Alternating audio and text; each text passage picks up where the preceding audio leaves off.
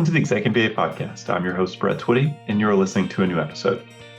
On this episode of the podcast, I'm excited to share a recording from a recent live webinar we hosted with Senior Associate Dean for Professional Degree Programs, Melissa Thomas Hunt.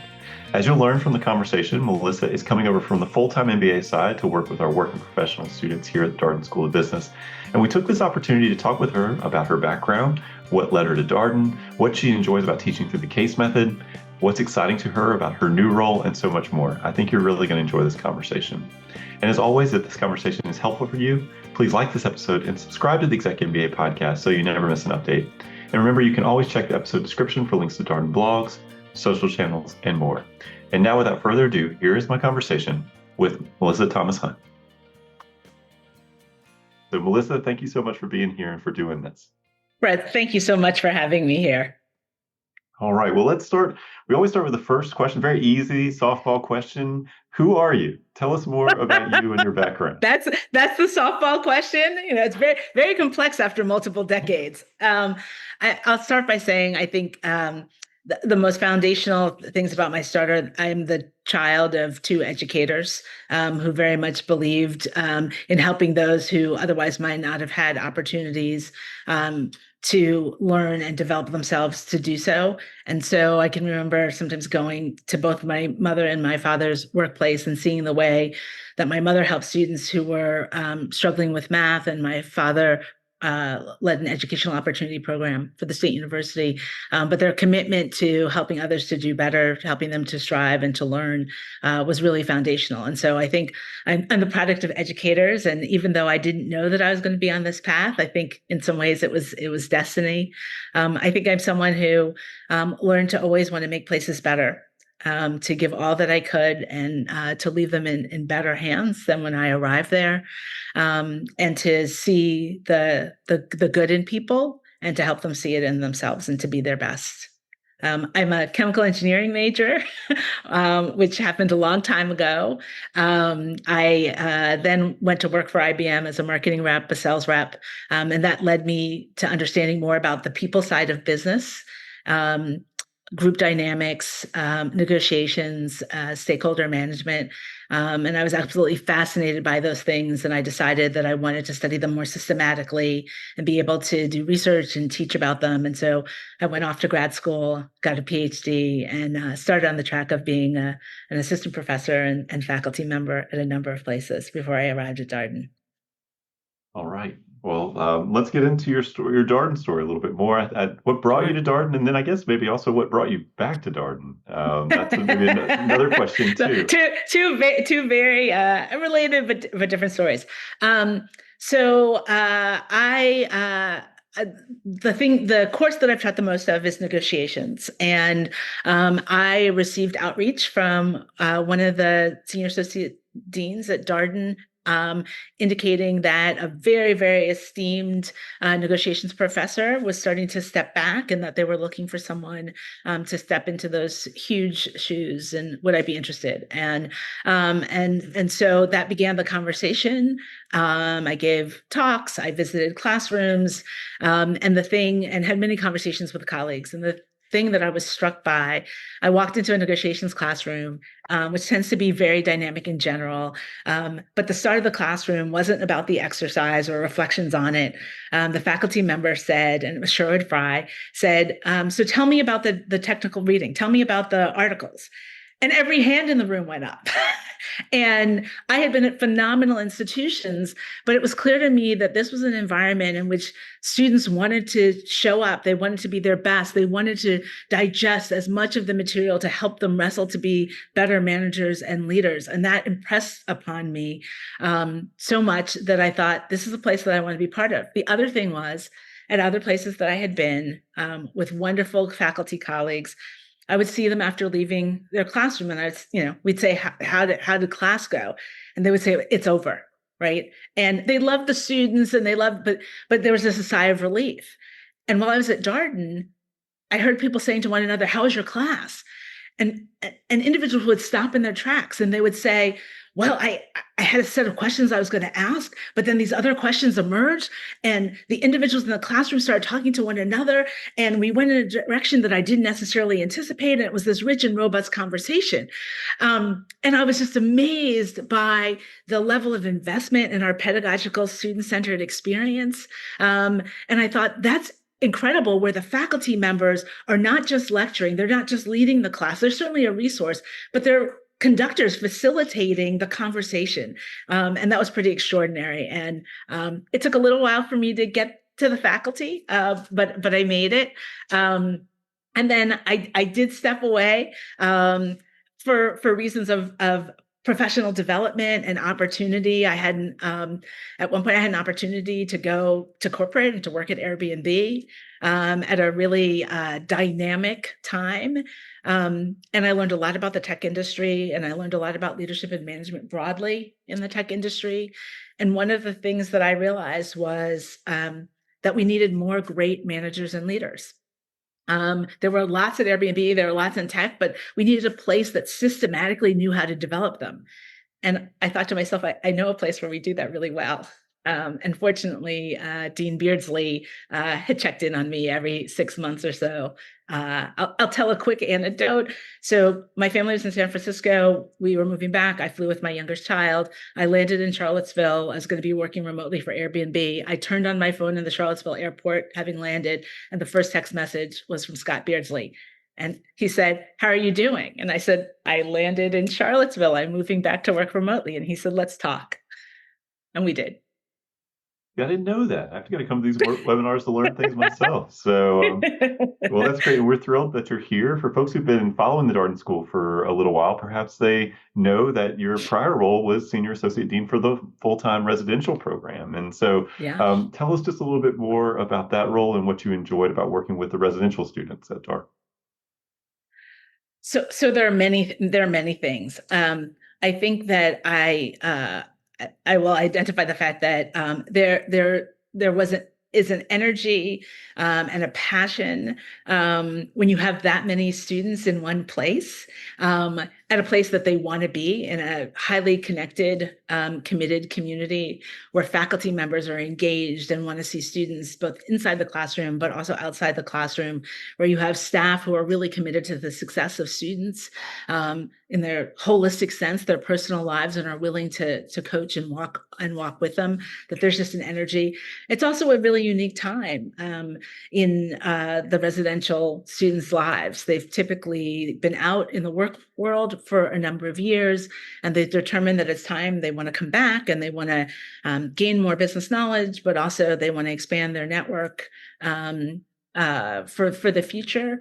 And they're at a juncture where they're wrestling with who they want to be. Like, what is their life philosophy going to be? How does that match, or how is it aligned or misaligned with the professional work that they want to do? And it's just a really invigorating time to help them walk on that path and to have some elucidations, and to it's always sad. Like, we're happy for them, and we're really sad when they go back out into the world. So those are some of the things that I loved about it. And now you're going to be working with our professional degree students as a working professional audience. Most of the classes take place here in the DC area, so you're going to at least get to be spending more time in Roslyn. What's exciting to you about this role that you're coming into? Yeah. So one of the secrets is, I'm a New Yorker. That's not a secret, but I'm a city girl. And so being able to engage with our students who are coming and essentially have as their broader playground Northern Virginia and the DC area is incredibly exciting. The resources, the organizations that they can fully engage with, the people who can come and speak with them, is really energizing. I will also say that I was a working professional for a period of time before I went to get my PhD. I took master's classes in New York City while I was working full time as a marketing representative, and I remember the degree to which I was able to engage and then immediately apply the learnings, and that was incredibly helpful. And so with our working professionals, one, they have so much knowledge and so much experience that they get to bring into the conversation, that they get to share with their peers, but then they also get to take that back and they get to immediately deploy it. And it's wonderful from week to week to see the ways that they sort of light up because they've had successes with things that seem like theoretical concepts, but they're actually able to make very, very applied on a day-to-day basis. I want to come back to something you said about students being excited to learn and, really being engaged in learning experience, which I think if people have come for a class visit here at Darden, they've seen that firsthand. Or, I know we've got some admitted students here who are excited, Yeah. maybe a little bit nervous about, being on the end of a cold call and being able, being asked to speak up in that way. But that's part of the learning experience here. From the faculty side, like, what are you looking for from students in those case discussions? Like, what makes for a really great case discussion for you? So having familiarity with the facts, right? So having a sense of, what the underlying story of the protagonist is, what the challenges that they are facing, and being prepared to share some of that. The wonderful thing about case discussion is that there's so many levels at which one can contribute, right? So it is an incredible gift to the section, to the class, to be able to just sort of lay out the groundwork. Because again, as we talk about working professionals, we love for everyone to be super prepared, but not on every case is everyone going to know every detail, right? So the fact that you can lay it out then provides a foundation where others can weigh in. So that's one way that you get to prepare. And then the notion is that we're in conversation with one another. How do we understand what the problem is, what the situation is? Like, is there analysis? Is there a tool that we've used before that we can begin to bring to bear? The other thing is by asking questions. Some of the times, and sometimes in our more quantitative classes, individuals might think that it's the person who's the CPA or who has had significant finance experience that's going to win the day in the classroom. And our faculty have articulated that they really want the student who has done their best, but is really struggling with the concepts, because that person, when they ask a question, or even when they get cold called and they have the faculty member step them through the process, that's where the real learning takes place. That's where it actually transfers to others and is elucidating. So it's not in just having the right answers, it's in the process of it. And so case method is a process, and it's a process of having questions. It's a process of learning how to diagnose and analyze really complex and ambiguous situations, and then being able to translate it into our lives in a really meaningful way. Yeah, I think when I talk with students and they're sort of wondering about the learning environment, I think one of the things they get hung up on is like feeling like they have to have the right answer. And Yeah. I think that's how a lot of people think about participating in class. Like Yeah. I wouldn't raise my hand unless I knew the answer. I'm No. not sure that's that's the right No. No. mindset, right mindset for Darden. What would you say to a student who's sort of saying I, like, I yeah, I would say so. I mean, there's a role in a learning depending on where you come into it. So that for some of us, right, we feel very comfortable stepping into a room of strangers at first and making contributions. I will say that is not me. That is not who I am. And for those individuals, part of the exercise is learning to listen, is learning to hold back, so that they can become more thoughtful leaders and understand the divergence of perspectives. For those of us who tend to be quieter in those situations, it's learning how to speak up more, how to ask that question. I often say to people, you set a timer. And if you haven't said something by a certain point, say something, almost say anything.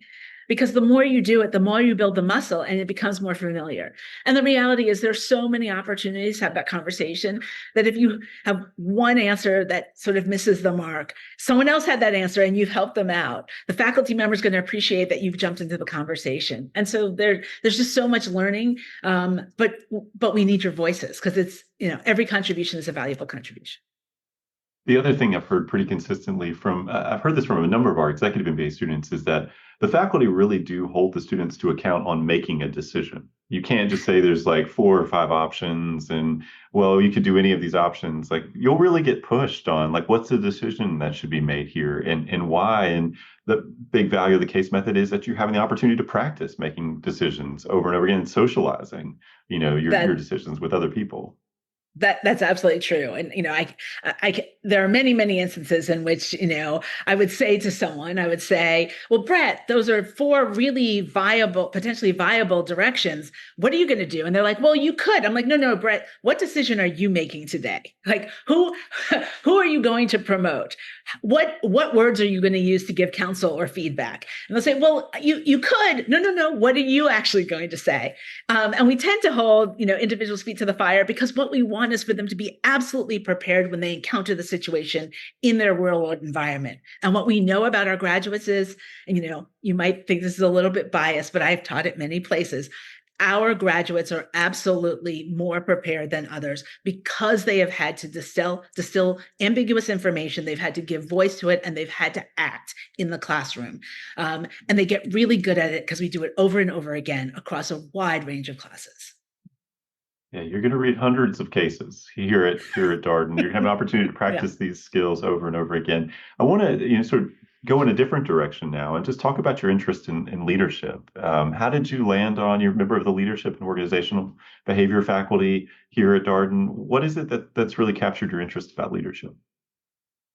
I think from the time that I was a child, I was fascinated with people, and I like to understand um, what made them think, what made them act. I also was interested in helping others who may be left to the side become more central. And so while I wasn't a psychology major as an undergraduate, I was, sort of very drawn to psychology. And as I started to learn, and I loved the business world of being an IBM, I found that there was a field called organizational behavior, which was essentially about the study of people in organizational contexts. And I thought, how powerful to be able to understand more about people dynamics, because ultimately it's people who are making the critical decisions for organizations, and to understand what are the factors that are accelerators of that, like in their teams, in interpersonal relationships, in their negotiations, that could be a major way of contributing to making businesses more productive through their people becoming more productive. And so it was really the fact that I'm drawn to people and understanding more about them, and that I also really loved being in the business environment, and I didn't want either one of those interests to be let go. I also think that the fact that I got interested and exposed to negotiations. I think about negotiations as being a way for individuals to determine what they're going to give and take in a relationship. And that means that, we don't run into the candy store and take all the candy out necessarily, because the next time we come, the candy store owner sees us coming. But it's also about the fact that we're trying to build longer term relationships. So we certainly want to get what's good for us. But that doesn't mean that we have to do it in every single moment. That the fact that we can build relationships in the business world that facilitate and become accelerators of our ability to get more of the things that we want is really, really important. And we don't have to just concede everything either. And so I tend to view many of my interactions as negotiations, but not from an adversarial standpoint, from a perspective of trying to understand what people are trying to get in any given situation. One of the things that's fun about having conversations with faculty like this one is to talk about your research interests. Maybe a hard question to answer, but where do your ideas come from when you think about what you want to write and research and ultimately publish about? So I tend to be a pretty applied thinker. So I go from observation to then theory. Like, so what have other people said about some phenomena that I've observed, or how does what I'm observing not map on to what other people have said theoretically? And I also tend to draw upon my own personal experience and the experiences of talking to individuals. So my recent sort of I'll call it burgeoning, because I'm not as far along with it as I like, is on social connection. And some of that emerged while I was actually at Airbnb, trying to understand, like, how do we make individuals more connected, particularly at a time when we were all virtual, and it had it was a company where people genuinely enjoyed spending time with one another. And so understanding like what are the undergirding principles of social connection, even when you can't be together in the way that we had been. But it also dovetailed, I think, with my own personal journey. So I have three adultish children. My oldest is 27, my middle is 24, and my youngest just turned 21. And this was a time where they were largely moving into their own realms. And so it's a time of redefinition of what does it mean to be connected in my own life. And so as I was thinking about that in an organizational context, thinking about what's the nature of forming new connections in this. And so I tend to draw heavily on, environments that I'm in and stories that people tell me, and then things that I read to try and to try and put it together. I'm curious I would like to talk a little bit more about your work around social connection because, the things I think about is like, all right, so we've gone through this real exogenous shock, right? The pandemic, Yeah, everybody's sent home from work, and some people obviously continued to work, and sort of yeah, that dynamic. And then you yeah, had, people coming to the office or, returning to the office, but only for a few days, or like, I mean, there's yeah, all kinds of disconnection that happened societally, individually. yeah. And we're starting to get back to some kind of new normal, but like, how are you thinking about social connection work in this sort of post-pandemic world where it feels like a lot of the traditional social connections have been really, really challenged during this period?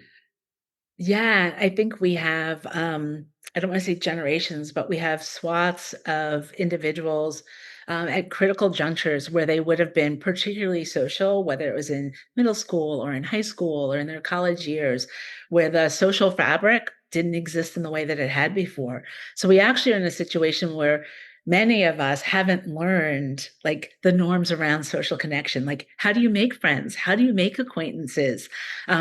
What are the ways in which we can be vulnerable with one another? Because we know from the research that vulnerability is one of the ways that you can build social connection, but that are appropriate, right? And particularly in organizational contexts. And how do we figure out those boundaries? How do we determine, like in a world where there's so much technology, how do we actually figure out how we can be with one another? Like, what's the nature of shared experience? And it used to be that was always like in person, but now you can actually have shared experiences where you're not in the same place. But what are the elements of it that make it feel like a space in which you can share information, that you can get to know one another? Some of that has to do with mechanisms for evoking our similarity, right? So, how do you make sort of fast friends? It's often talking about experiences from our past. Now, sometimes it's going to diverge, but other times you're going to find kernels of, oh, our family members, our parents had similar values. I find people whose parents were educators and who emphasize that, and you begin to realize that there are bonds that form that creates this connection that you might not otherwise have anticipated would have existed. We also find that, and it's interesting that if I say, helping creates social connection, the immediate place that we go is we think, oh, yes, if someone helps us, then we feel more connected to them. The interesting thing is that the impact of helping is actually greater on the helper than on the helpee, that we are wired in a way that when we help, we actually feel more socially connected. We feel more positive. We want to help other people. And so yes, there's a benefit to the other person, but there's as much of a benefit to us. And there are now social platforms helping people with mental health and wellness challenges that are no longer just predicated on providing individuals with help, but giving them the opportunity to help others because they actually find that that's a better way to create wellness and mental health. So the social connection, it hits so many aspects of our lives and organizations, and there are organizations that are realizing that it is so important, that their distinctive advantage can be that their employee base feels connected to one another, that they have a differential experience when they're part of the organization. And that's actually the thing that's going to keep them there. And so there are different levers. We've seen a growth in pickleball and organizations wanting to bring pickleball in. Yes, it's good exercise, but pickleball, as I'm coming to understand and studying a little bit, is really about the fact that there's an opportunity for fast connections. You can rotate partners, that the nature of it is easy access. You can play multi-generationally, and that because you are it's lower key than playing tennis, for example. There's an opportunity for conversation. And so in that environment, you're almost distracted by the game enough that you start to share things about your life, and the repeatedness of seeing people and depending upon them and helping and providing help to your partner actually provides that social connection. So all things that I'm fascinated about learning more. So we should be playing more pickleball, is what you're suggesting. I think so. And you know that I just had a hip replacement. So I am not on the pickleball court, but I am aspirational to be there.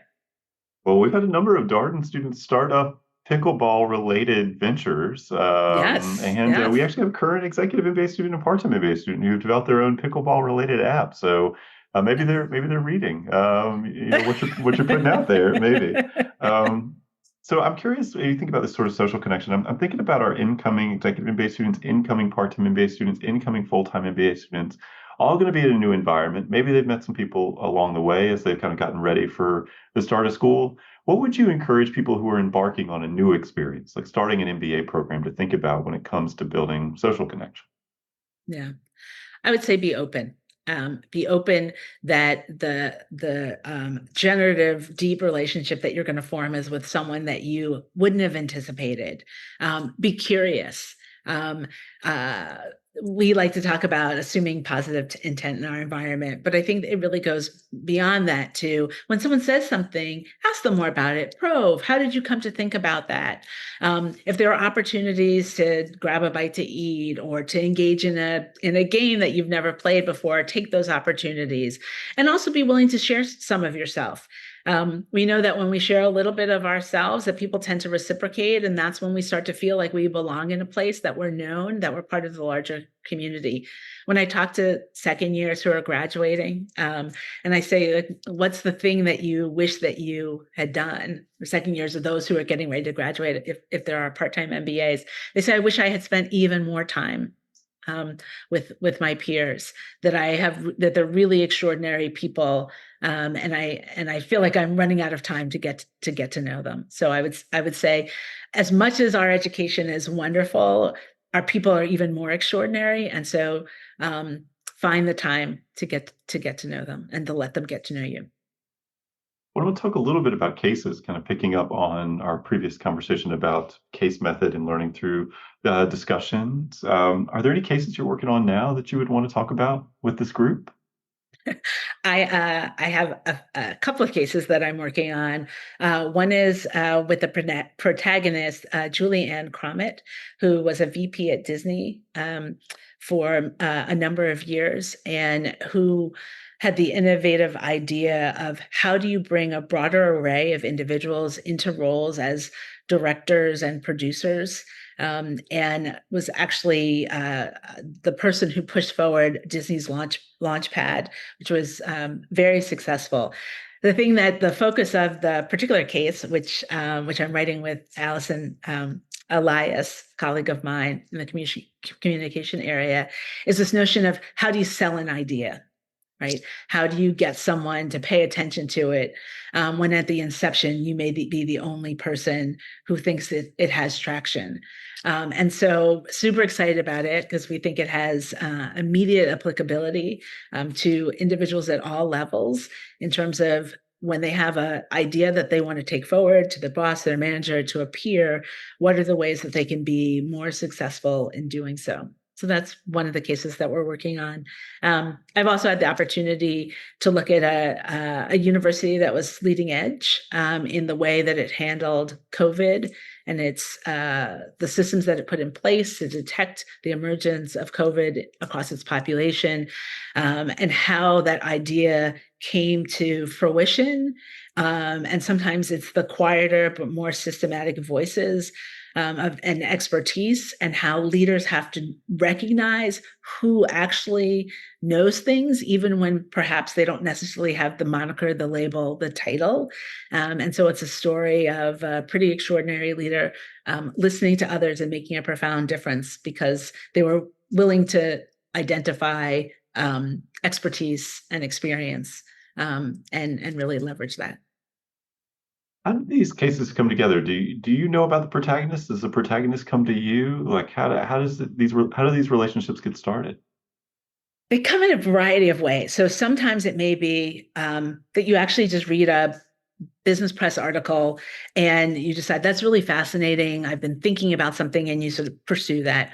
Sometimes our students bring them to us, which is really wonderful and happens quite frequently, especially with our working professionals, because they're in the midst of it. And so there are topics that they've wrestled with, and they're often eager to partner with faculty members to work one-on-one in articulating the narrative and the key decision points and that, and they get co-authorship on that. So that's another way. And then sometimes there are institutions that are really interested in having their story told, and that can be a little bit more challenging because sometimes they want a particular angle of it, and what we want to tell is the managerial relevant, the leadership story in it, which often can diverge from the story that an organization thinks is puts them in the best light. Yeah, I imagine that's probably an interesting conversation where you're working on the case. Little bit of a dance. Yes. Is there a case? I know this is probably a hard question to answer, but is there a case that you just really enjoy teaching, or that you find that you always have really interesting conversations about? Oh my goodness. There are a lot. There are leadership cases that I enjoy a great deal. There's actually one called Terrence Swan. It took place many, many years ago, but it was really sort of had lots of foresight in talking about a protagonist who needed to make some personal life decisions, as well as some pretty major professional and business decisions about expansion into Latin America. And it's just the notion, I think, when our students encounter it, it juxtaposes the personal and professional in ways that they are not thinking that you can consider. And so the sort of light bulb going on, and it allows them to start to think about how they want to design their life going forward. There are other negotiation ones that I absolutely love. I won't tell all the secrets, but I have one favorite negotiation where I do a little acting so that I can bring the protagonist to life. I know negotiations is one of those perennially popular classes across all of our MBA programs. Why do you think that is? So I think it's one of the few places, and we teach through case simulations, and it's one of the few places where you can get immediate diagnostic feedback on your performance, right? And because there are dyads or triads or groups that are negotiating, and there's some standardization over the roles that individuals have, you can really make direct comparisons on the processes that each of the entities took and the outcomes that they got. So it allows for immediate reflection and distillation, and the ability to say, I can do something different. We can talk about, we know negotiation best practice, and we could tell someone that, but we know that we typically don't negotiate based on that without the real experience that's made sticky because we've done it in a way that could use improvement. And so we remember that. And so the next time we are faced with the situation, so the analogous thinking, that we're able to invoke a different way of engaging. And that becomes really powerful. And so the students, I think they love it because they can see the progress, and they can also take the skills immediately and begin to use them, certainly in the workplace, in their interactions, but also sometimes in their families and with their significant others, and even in their consumer buying habits. Well, I'll just give a quick plug for our attendees here. We've already gotten one question, which we will get to, I promise. But if you have other questions for Melissa, please feel free to ask via the Q&A. We probably have about another 15 minutes or so, 15, 20 minutes. So please feel free to ask away. I want to make sure that you get your questions answered. Let's talk about classes that you're going to be teaching in this coming year. So we kind of trying to cover the waterfront here on the academic front. So what classes will you be teaching? Yeah, so I have a range of teaching. I'm going to be doing some of it in our residential full-time program. So there's a course called Professional Advancement Course, which is also taught to our EMBAs and to our part-time students as well. I will be teaching it to our full-time students this year. And it's really an opportunity to create space and credit for students to be able to be really deliberate and thoughtful about their career trajectory, and sort of what they want their life to look like in light of their career. And so it's an opportunity for them to engage with material, reflect upon it, be in discussion groups with peers, individuals that they don't necessarily know well, but for them to actually work on some very applied skills. Now, some of the individuals who are in the class, this is a second year class, come back and they know where they're going to go full time, and others are still on their journey to figuring that out. And so there are different sort of paths and ways of approaching it, but every person gets a one-on-one coach, and they get to prepare for that. We're incorporating some artificial intelligence into that process to help in preparation, and then to have time with the coach, and then time for reflection and writing and processing. What we want is for students who are leaving Darden to have the opportunity while they're at Darden to think more deliberately about next steps, not just like the most immediate job, if they're switching jobs, or the role that they want, but like a little bit longer time horizon. And so we're creating that capacity. So that's one of the classes that I'm teaching. I'll also be teaching the Leadership Learning Lab to our executive MBAs and our part-time MBAs who have stepped into leadership roles. We feel it's really important to acknowledge the contribution that they're making to the community and provide them with the support and the time to do it, and also to provide them with like coaching and reflection and the opportunity to engage their peers in that process as well, so that they can create an even stronger community and rely upon one another's. And so that's what the Leadership Lab really facilitates. It's very experiential, very discussion oriented. There's also a class called Admissions Interviewing that our second year residential MBAs participate in. And that's a class that I'm engaged in. And I imagine that, I will appear in a number of places. So I've taught leading teams often, and leadership core classes. And then, making an appearance in negotiations is always on my horizon, since it's my sort of long time mainstay. And I think, and now this is not this coming year, but with our executive MBA class of 2027, in this, like, I guess, spring of 2027, you would be going with them to Vietnam. Are those students who are traveling on a global residency during that period? Is that right? That is correct. I will be, so I actually will start this spring. And so I will go on a global residency to Vietnam with some of our students, and also it's sort of back to back with residential students in what we call our Darden Worldwide courses. And then we'll get to repeat that in the spring of 2027. So I'm very excited about that. I'm looking forward to diving in. It has been an experience that I think has been paradigm shifting for students who participated before, both because of the nature of learning and engaging around the globe, but also because of the nature, going back to social connection, of the ways in which the relationships can evolve among students when they're taken out of their home contexts and need to rely on one another and learn from one another in a totally different place. When we engage our students and get feedback for them, our DWCs and our residencies tend to be highlights of our programs. Yeah, I can't tell you how many people I've talked to about doing a global residency, which is these week-long courses that our executive MBA students participate in, and how many people go on one and they're like, gosh, I wish I could do a second. I'd like to do a That's second, right. a third, and maybe even do four and work up to a GEMBA designation. Like, it's just, and there's nothing like it in your everyday life. You're not going to be able to, as a person out in the world, go and visit these companies and have these kinds of meetings and have these kinds of experiences that you can have on these week-long courses. That's right. It's the juxtaposition of sort of business learning and engagement and cultural learnings, and developing cultural competencies, and beginning to be more expansive in the way we think about being a manager and leader in various places in the world. And also just the economic environment and the factors that are impacting the nature of industries and the businesses and the entrepreneurial landscape as well.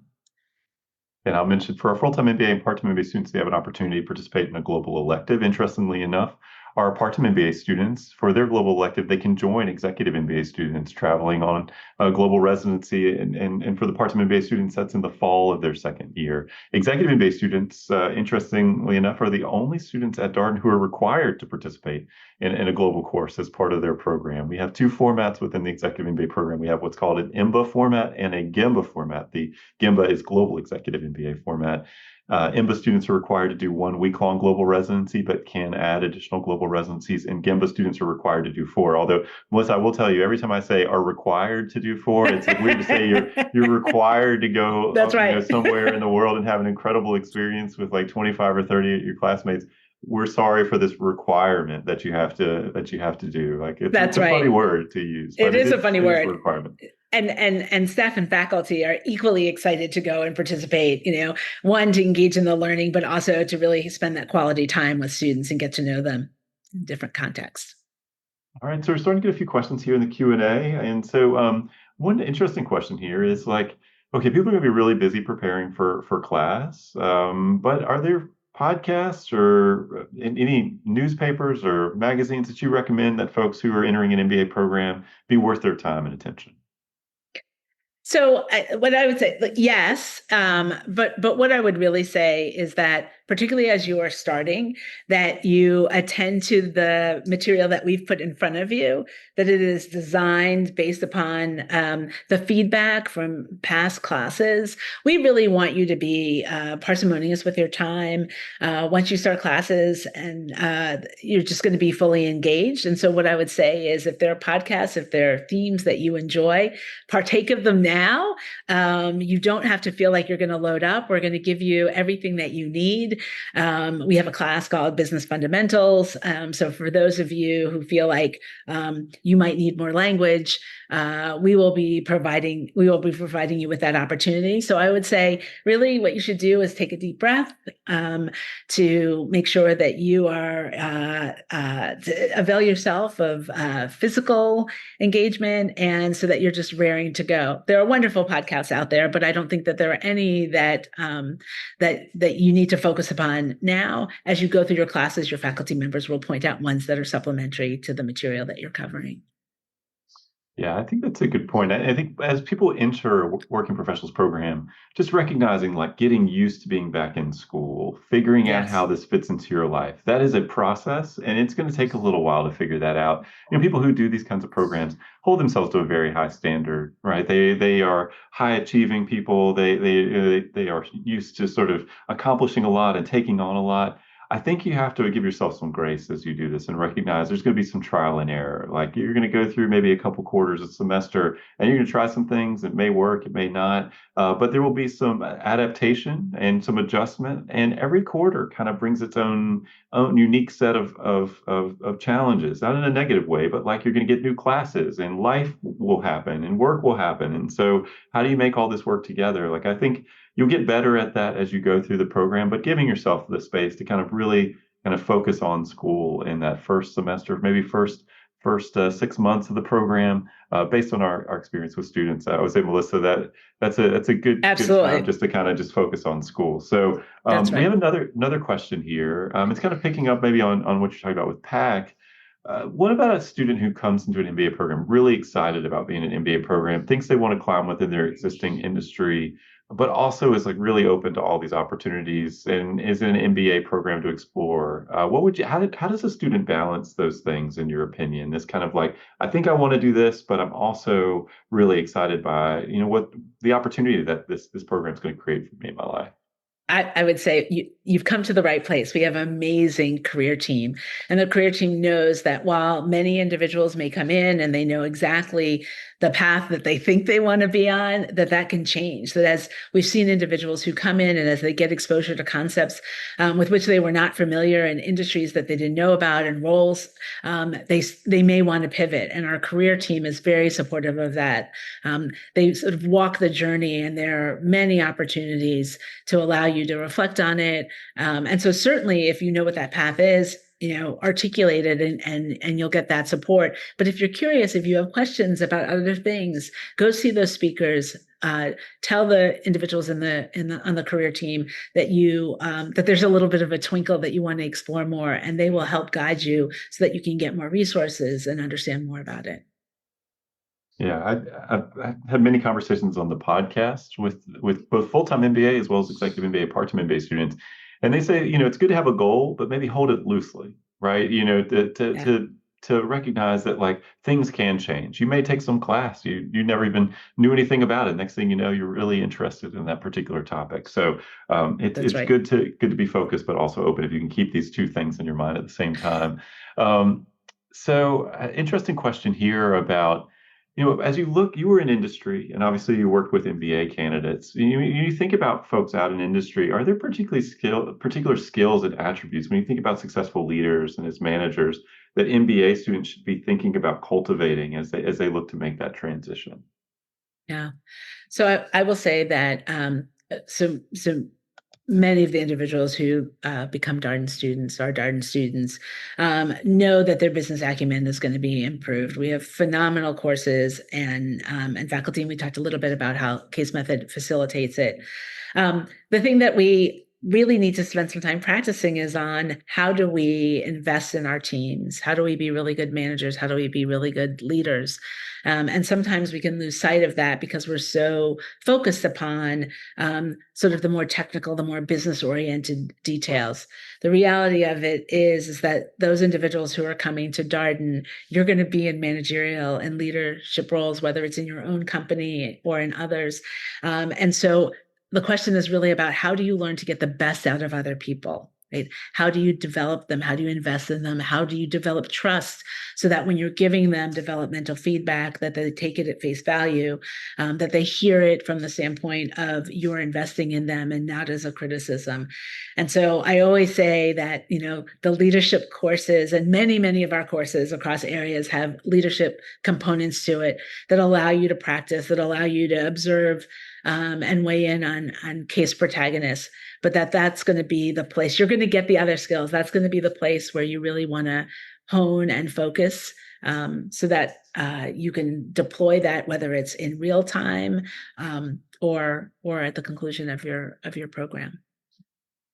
Yeah, I hear from students or alumni, I should say, all the time that they pull on those classes maybe more so than any classes. Leading organizations, leadership communication, some of these classes where they really have to ask not just questions about what makes a good leader, but like who am I and how do I Oh want to my, lead and what are that's my right. strengths and what are my blind spots. The self-awareness people gain through this MBA program, that's something that's really made an impression on me. When I first got here, I'm not a business person. I went to law school, and so I assumed everybody would be talking about accounting and finance and all these hard skills. And to a person, like the alums we're talking and the current students we're talking about, I've become a better person. I'm a better listener. I am Yeah, more yeah, I'm more present now. I have a better sense of who I am. Like that's that's right. not what I expected to hear from MBA folks. That's right, and it really is a distinctive feature of our particular program, and we really try and create the space and give the opportunities for you to spend time on yourself. Um, and if you spend time on yourself, then you're able to give more to others and able to support others and to coach and counsel them and to be better contributors in the teams that you're a part of. Well, Melissa, I figure we might get a question like this because you spent time with the full-time MBA program. You also will now be working with part-time MBA and executive MBA here. If somebody's looking at full-time and part-time, what would you encourage them to think about as they kind of weigh out these two options? I always tell folks there's no pro and con here. It's only Yeah. trade-offs. Like there's not a bad decision. It's really thinking about yourself and what may be right for you. But how do you encourage folks to think through that? Yeah, that's a great question. So I think there was a time when individuals would have said, "Well, for the full-time residential program, you're taking a deep dive. That's what you're doing. Your friends are all there. You may not have obligations elsewhere. And if you're thinking you're working professional, you certainly have your work configurations. Often that you have family and other members. But the reality is that there's more of a merging of that across the two programs. And I think it's really about the degree to the allocation of time, right? And the residential program is about like a sort of immersive experience. And that immersive experience can also be challenging if there are other stakeholders in your life that have expectations of you. It also means that you're taking this deep dive. You've got this intense community every day. But I would also say for the working professionals, those communities are really tight knit. They bond together. They weather life changes together and support one another. Their friends and their families become part of the larger family. I think it really just becomes a really personal decision on like the cadence of work and learning and what makes sense for individuals at a given point in time. It's all at Darden Education, and our faculty teach across programs, and there's the same commitment to student-centered learning, and so just really becoming more familiar and talking to students who are in both programs and are alums of both programs, and getting a sense of like what the rhythms are and how that maps onto your life now. Yeah, these are, related experiences, but they are different to your point. Yeah. I always encourage folks as they're thinking of a working professional program, of asking questions of like, well, do you like what you're doing right now from a work standpoint? Are you enjoying the work that you're doing? Do you feel like you have opportunities there? What does the opportunity cost of taking 2 years off feel like to you? Of course, there's a very real financial reality, right? No paycheck. But there's also like a momentum students sometimes may feel like they are losing if they take 2 years off. So asking some questions about what you're doing now, how do you see that playing out the next 2, 3 years over the course of, say, an executive MBA or part-time MBA program? I think is a good question. I'm always struck when people feel like, well, I have to go to a full-time program to get a community or to build a network. Oh, And no. I'm so glad that Yeah. you mentioned that, Melissa, because that's not true. And now, what I do tell folks is like you want to spend time with the programs that you're considering, and every school is going to have Yeah. its own culture, and every program is going to have its own culture. Darden is a high engagement place. No surprise that people who are interested in case method learning are also That's curious right. about the other people in the room and building relationships with them. So I do think engaging directly with the programs can help you figure this out too.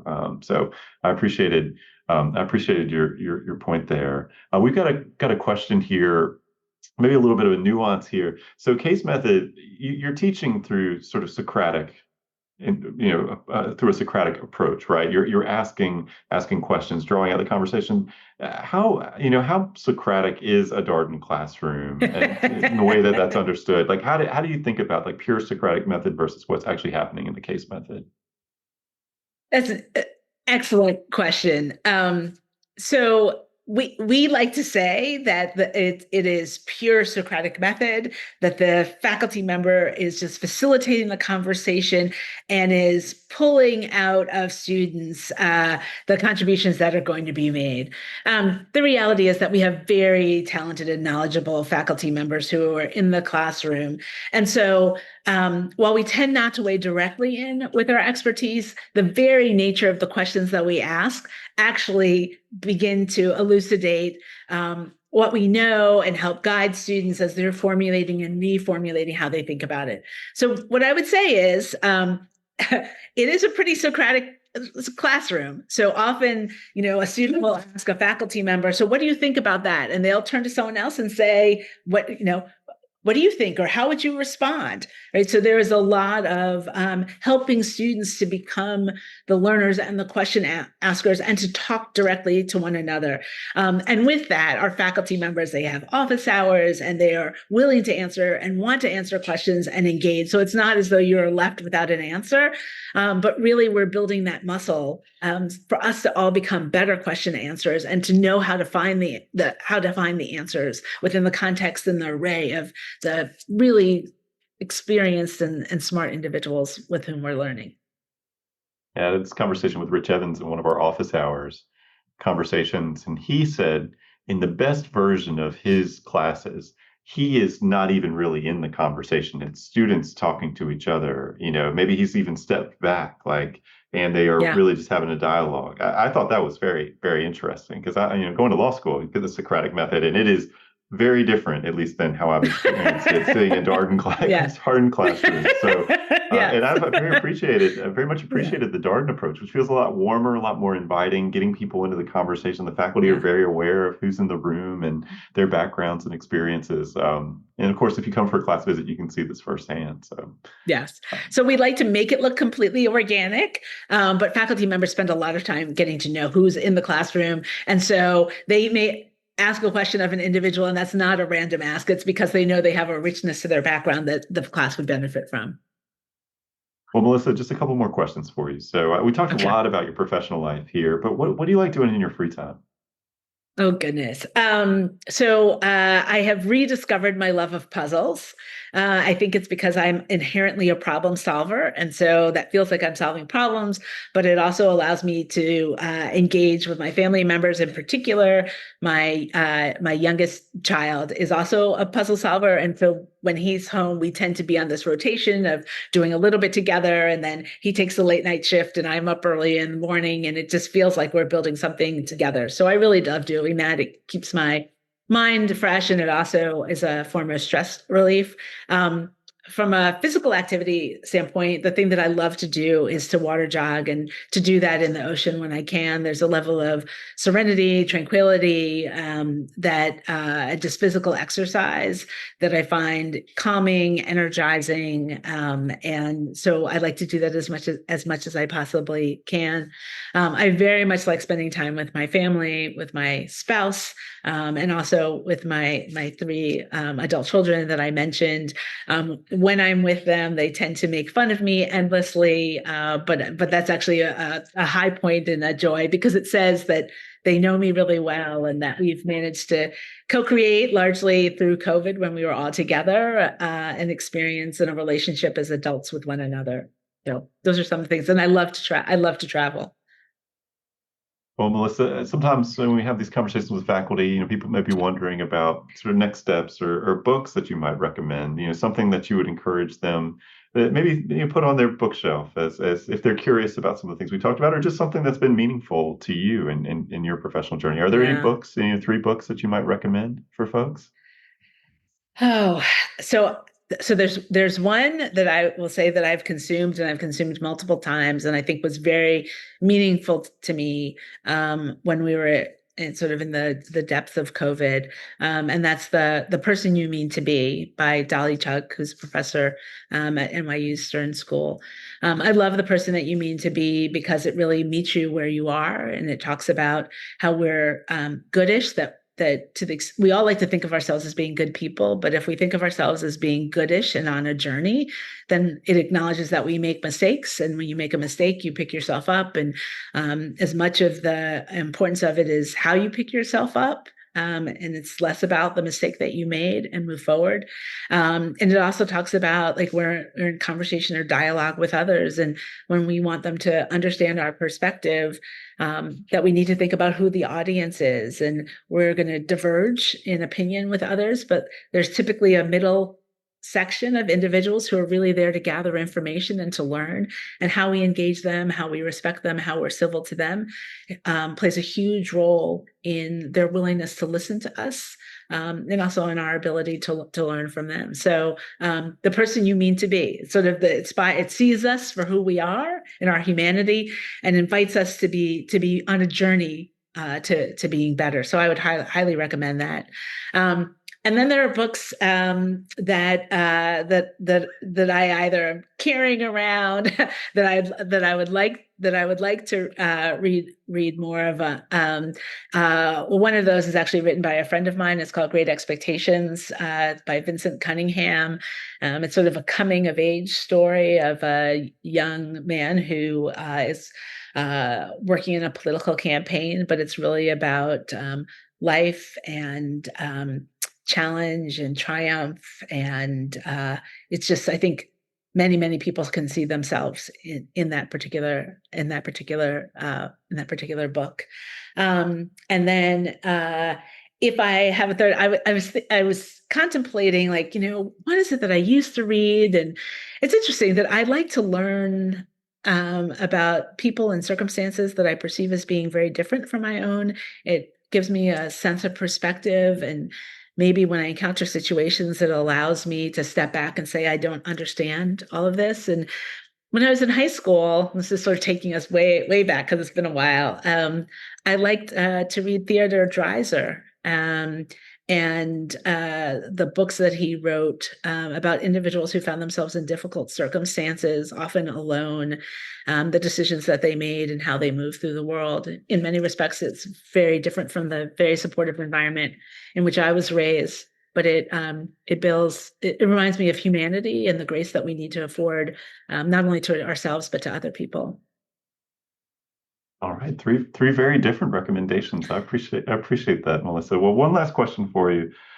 In your opinion, obviously you've been at Darden for a while. You worked with students across our programs. Why Darden for you, for someone who's out here learning about our program maybe for the first time or just getting to know Darden?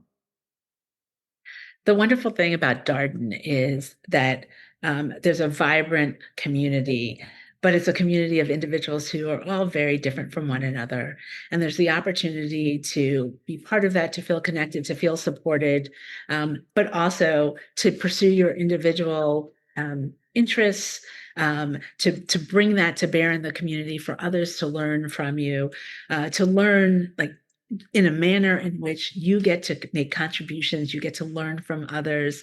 So the benefit is not just that you have a faculty member, a professor who's talking to you, but you have so many perspectives from around the world informing the way that you think. And as a function of that, of engaging repeatedly in that interaction, those shared experiences, that's actually how we build the community. You get to know people because you get to know how they think about things, how they move through the world. And I think that is just a defining and unique experience and way of engaging in MBA education. And I highly recommend it. Well, Melissa, thank you so much for your time today. We got a request here at the very end. Could you please provide the name of the book about who you're meant to be, which I think that is the name? The name is the person you mean to be, and it's by Dolly Doll Chugh Chugh. All right. Well, thank you all for being here, and thank you, Melissa, for the wonderful conversation. Have a great night, everybody. Thank you, Brett. It's a pleasure. And that was a conversation with Melissa Thomas Hunt, Senior Associate Dean for Professional Degree Programs here at the Darden School of Business. As always, if you have any comments, suggestions, requests, anything to cover here on the podcast, we're all ears. We can be reached at exec, that's ExecMBA at darden.virginia.edu. Till next time, stay safe, be well, and thanks for listening.